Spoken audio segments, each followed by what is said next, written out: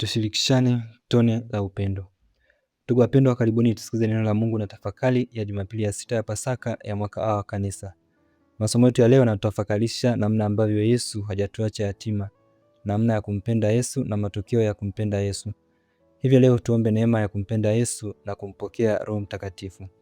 Somo letu la kwanza linatoka katika kitabu cha Matendo ya Mitume sura ya 8 aya ya 5 hadi ya 8 na aya ya 14 hadi ya 17. Filipo aliteremka akaingia mji wa Samaria akawahubiri Kristo.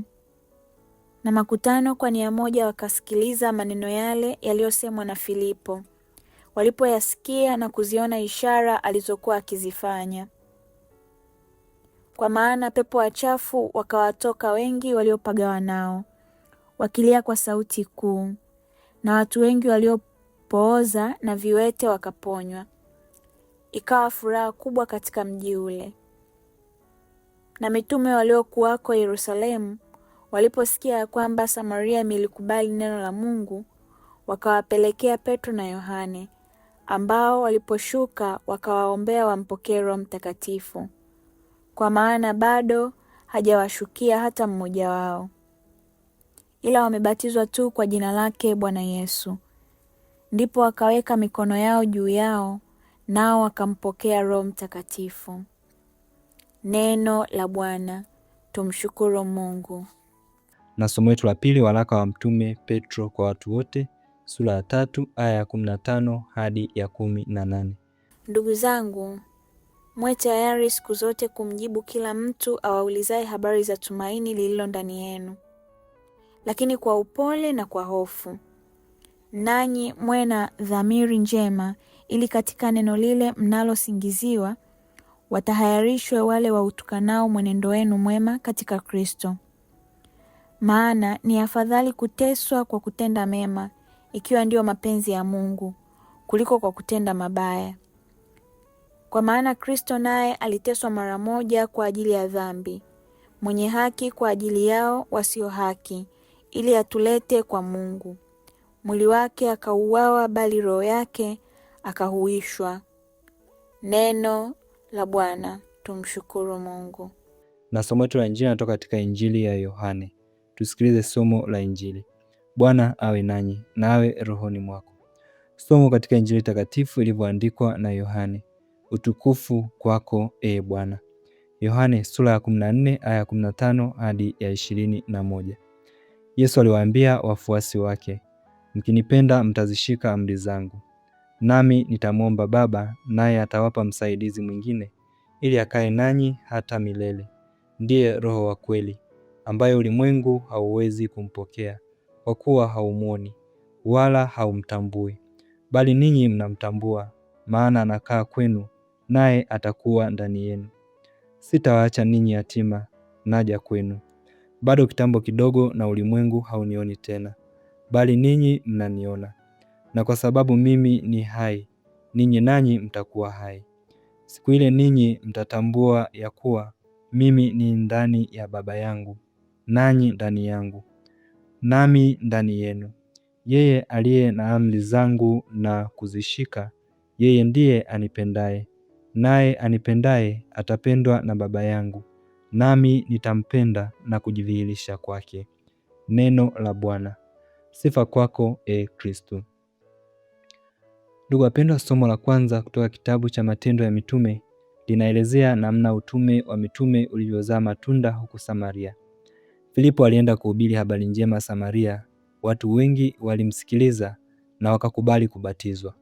Petro na Yohane waliposikia kuwa Samaria wamelikubali neno la Mungu na kubatizwa, nao wakaenda Samaria ili kuwaimarisha kwa kuwapatia sakramenti ya kipaimara kwa kuwaekea mikono. Nao kwa kuwekewa mikono walimpokea Roho Mtakatifu. Hii ni ishara tosha kwamba Yesu hajatuacha yatima. Yesu amebaki nasi kwa njia ya Roho Mtakatifu, neno lake, sakramenti na watumishi wake. Ndugu wapendwa, katika somo la Injili, Yesu anawapa wosia wanafunzi wake, kwani anajua amebakiza muda mchache wa kukaa na wanafunzi wake. Hivyo, kwanza anawaambia waendelee kumpenda kwa kuzishika amri zake hata baada ya yeye kuondoka. Pili, anawaahidia kuwaombea msaidizi, Roho Mtakatifu, Roho wa kweli. 3, anawaahidi kutowaacha yatima, kwamba wataendelea kumwona kwa njia nyingine, kwa njia ya Roho Mtakatifu, sakramenti na neno lake. 4, anawaahidia kuwa watakuwa hai daima, kwa sababu yeye yu hai daima. 5, anawaahidia kuendelea kujidhihirisha kwao. 6, anawaahidia upendo, kwamba yeye na Baba wataendelea kuwapenda. Ndugu wapendwa, somo la pili linaelezea changamoto za kumpenda Yesu. Yesu kwa kuwa alitupenda sisi akawa tayari kuteseka na kufa kwa ajili yetu. Hivyo nasi tukimpenda Yesu tuwe tayari kuteseka kwa ajili ya kumshuhudia yeye. Tuwe na matumaini na uvumilivu. Ndugu wapendwa, kupitia masomo yetu ya leo tutajifunza na kutafakari mafundisho matatu. Fundisho la kwanza, namna ambavyo Yesu hajatuacha yatima. Na fundisho la pili, namna ya kumpenda Yesu. Na fundisho la tatu, matokeo ya kumpenda Yesu na kumkataa Yesu. Ndugu wapendwa, fundisho la kwanza tunaloanza kulitafakari ni namna ambavyo Yesu hajatuacha yatima. Namna ambavyo tutaendelea kumuona Yesu kwa njia nyingine. Katika somo la Injili tumesikia Yesu anawaaga wanafunzi wake na ameahidi kutowaacha yatima. Namna ya kwanza, Yesu ataendelea kubaki nasi kwa njia ya Roho Mtakatifu. Katika somo la Injili Yesu ameahidi kutuombea kwa Baba Roho Mtakatifu, ambapo kazi yake kubwa ni kutusaidia katika madhaifu yetu, kutuongoza kwenye ukweli wote, kututetea mbele za maadui zetu, kutufariji, kutushauri, kutugawia vipaji, kutuimarisha, kututakasa na kutuponya na kutuunganisha sote ili tuwe kitu kimoja. Ndugu wapendwa, somo la kwanza linaelezea namna ya kumpokea Roho Mtakatifu. Kwanza, Filipo alianza kwa kuwafundisha Wasamaria. Pili, akawabatiza. 3, Petro na Yohane walienda kuwapatia sakramenti ya kipaimara kwa kuwekewa mikono. Hivyo Roho Mtakatifu tunampokea hatua kwa hatua. Kwanza kwa njia ya mafundisho.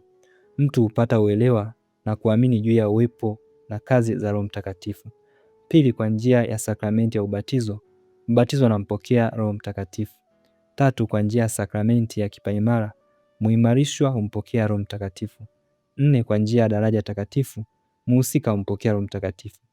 Hivyo sakramenti nyingine hufuata baada ya mafundisho na sakramenti ya ubatizo.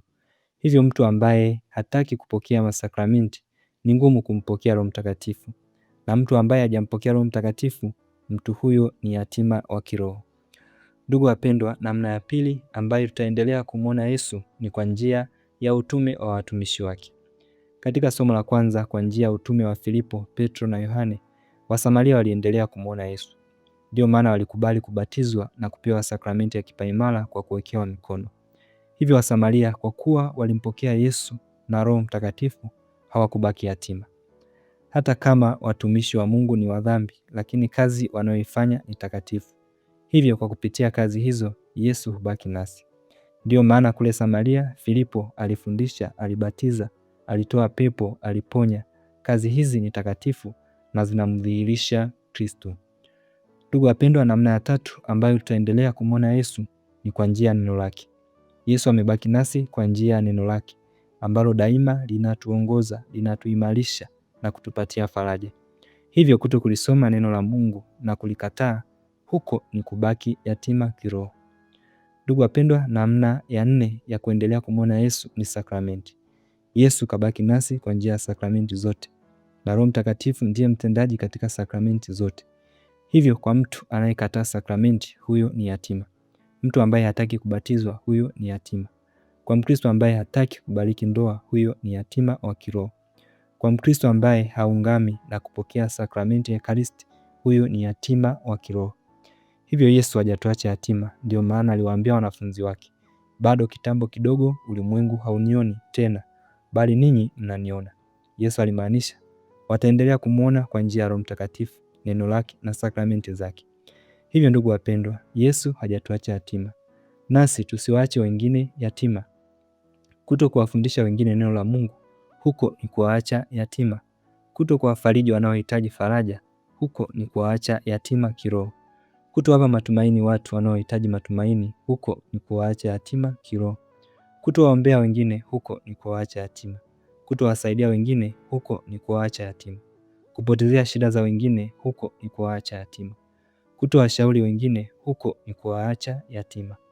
Kutowajibika vizuri katika nyajibu tulizonazo katika kuwahudumia wengine, tutambua kuwa wale tunaowahudumia tunawaacha yatima. Hivyo kama unashindwa kutimiza majukumu, maana yake wewe ni mfu, na wale watu unaowahudumia umewaacha yatima. Kiongozi anayeshindwa kuwahudumia vizuri watu wake, maana yake ni mfu na amewaacha watu wake yatima. Wote walioachwa yatima na familia zao, jamii, kwa kushindwa kusaidiwa, wamkimbilie Yesu hata waacha yatima. Ndugu wapendwa, fundisho la pili tunalotafakari ni namna ya kumpenda Yesu. Ndugu wapendwa, namna ya kwanza ya kumpenda Yesu ni kuzishika amri zake. Katika somo la Injili, Yesu anatuambia namna ya kumpenda, kwamba tukimpenda tutazishika amri zake. Yeye ampendaye ni yule aliyezishika amri zake, ni yule aliyeshika mafundisho yake, ni yule aliyeshika maagizo yake, ni yule aliyeshika sheria zake, ni yule aliyeshika miongozo yake. Na amri yake ni kumpenda Mungu kwa moyo wote, akili zote, roho yote na nguvu zote, na kumpenda jirani yako kama unavyojipenda wewe. Hivyo ukiwa na upendo huo, maana yake wewe unampenda Kristo. Hivyo kwa mtu ambaye hajashika na kuishi kwa matendo amri, mafundisho, miongozo na maagizo ya Kristo, maana yake hampendi Yesu, na mtu huyo ni yatima kiroho. Namna ya pili ya kumpenda Yesu ni kukubali kufundishwa na kukiishi kile ulichofundishwa. Watu wa Samaria walikubali kufundishwa na Filipo na wakakiishi kwa matendo kile walichofundishwa. Ndio maana wakakubali kubatizwa na kumpokea Roho Mtakatifu kwa kuwekewa mikono na Petro na Yohane. Hivyo mtu anayekubali kufundishwa na kukiishi kwa matendo kile alichofundishwa, mtu huyo anampenda Yesu na hata kuwa yatima. Lakini mtu ambaye hayupo tayari kufundishwa na kukiishi kile alichofundishwa, mtu huyo atakuwa yatima kiroho. Namna ya tatu ya kumpenda Yesu ni kupokea masakramenti na Roho Mtakatifu. Watu wa Samaria walikubali kupokea masakramenti, walikubali kubatizwa na kupokea kipaimara. Hivyo mtu anayepokea masakramenti daima, huyo anampenda Yesu na hawezi kuwa yatima kiroho, kwani daima anaendelea kumwona Yesu.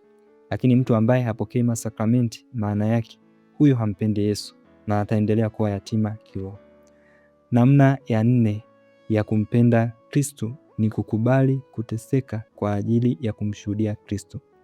Katika somo la pili, Yesu mwenyewe alikubali kuteseka kwa ajili yetu. Nasi ikiwa tunampenda, tutakuwa tayari kuteseka kwa ajili ya kumshuhudia yeye. Mitume wake walionyesha mfano mzuri, kwani walikuwa tayari kuteseka kwa ajili ya kumshuhudia Yesu. Mtu huyo hawezi kuwa yatima, lakini Mkristo ambaye hataki kuteseka kwa ajili ya kumshuhudia Kristo daima atakuwa yatima. Ndugu wapendwa, jambo la tatu tunalotafakari ni matokeo ya kumpenda Yesu na kuto kumpenda Yesu. Kwanza, kupendwa na Yesu naye atakaa ndani yako. Katika somo la Injili, Yesu ametoa ahadi ya kukaa ndani ya mtu ampendaye. Daima mtu umpendaye ndiye unayekaa naye. Hivyo ukimpenda Yesu atakuja kufanya makao moyoni mwako, kwani daima utakuwa unampokea kwa njia ya neno lake na sakramenti. Hivyo huwezi kuwa yatima, yeye mwenyewe atakupa faraja ya kweli. Pili, kupendwa na Baba. Katika somo la Injili, Yesu ametoa ahadi ya pili, mtu anayempenda atapendwa na Baba yake. Hivyo ukitaka kupendwa na Baba ni lazima kumpenda mwanaye aliyekuja kutukomboa. Tatu, Yesu atajidhihirisha.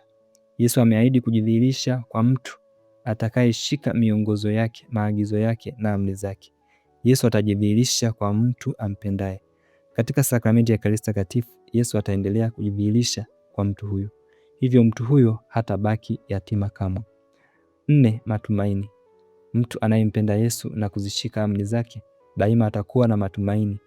Na katika somo la pili tumeambiwa tuwe tayari siku zote kumjibu kila mtu aulizaye habari za matumaini yaliyoko ndani yetu.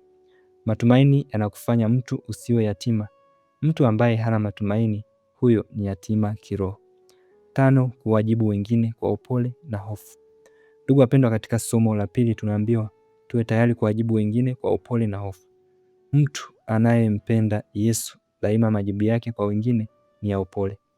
Yesu kwa kuwa alitupenda sisi binadamu, hata walipomdhihaki na kumtukana, daima alijibu kwa upole. Bila kumpenda Yesu na kumruhusu akae ndani yako, majibu yako kwa wengine hayawezi kuwa ya upole. Wakristo wanaompenda Yesu kweli daima, hata wakikasirishwa, wakitukanwa, wakionewa, wakidharauliwa, daima majibu yao ni ya upole. Lakini kwa watu ambao hawampendi Yesu, majibu yao kwa wengine sio ya upole. 6. Kuwa tayari kuteseka kwa ajili ya wengine. Mtu ambaye anampenda Yesu daima yuko tayari kuteseka kwa ajili ya wengine. Katika somo la pili tumesikia Yesu mwenyewe mwenye haki asiye na dhambi alikuwa tayari kuteseka kwa ajili ya sisi wa dhambi ili atulete kwa Mungu. Mtu ambaye hampendi Yesu hayuko tayari kuteseka kwa ajili ya wengine. 7. Kuwa hai. Katika somo la Injili Yesu ametoa ahadi ya mtu ampendaye kuwa hai daima kama yeye alivyo hai. Pia katika somo la pili tumesikia kwamba Yesu aliuawa kwa ajili ya wadhambi, lakini roho yake ilihuishwa. Hivyo mtu anayempenda Yesu daima atakuwa hai. Hata akifa roho yake itahuishwa. Roho ya mtu mwenye haki haifi. Roho ya mtu anayempenda Mungu haifi. Roho ya mtu anayesali daima haifi. Roho ya mtu inayoteseka kwa ajili ya kuokoa roho za watu wengine haifi. Roho ya mtu anayepokea masakramenti daima haifi, bali itakuwa hai daima. Hata akifa kimwili, roho yake itahuishwa na mtu huyo atakuwa hajaachwa yatima. Bali mtu asiyependa kusali, kupokea masakramenti, kusoma neno la Mungu, kuwasaidia wengine, roho ya mtu huyo itabaki kuwa yatima, kwa maana imemwacha Mungu. Mtu aliyemwacha Mungu huyo ni yatima. Mtu anayemkataa Mungu huyo ni yatima. 8. Kutokubaki yatima. Mtu anayempenda Yesu hawezi kubaki yatima, kwani daima atajishikamanisha na Yesu kwa njia ya neno lake, kwa njia ya kupokea masakramenti, kwa njia ya kusali. Hivyo Mkristo huyo hawezi kubaki yatima. Lakini kwa mtu asiyempenda Yesu atabaki kuwa yatima, kwani hatajishikamanisha na Yesu kwa njia ya sala, kwa njia ya neno lake, kwa njia ya kupokea masakramenti. Hivyo mtu huyo hatakuwa na furaha na amani moyoni mwake, kwani amekuwa yatima kiroho kwa kumwacha Mungu. Hivyo ndugu zangu, tuombe neema ya kumpokea Roho Mtakatifu na kumpenda Yesu kwa kuzishika amri zake ili tusibaki yatima. Itukuzwe damu ya Kristo milele. Amina. Aliyewaletea tafakari hii ni mimi Padre Mathias Kunyanja wa shirika la damu azizi ya Yesu. Utukufu na ukuu hata milele.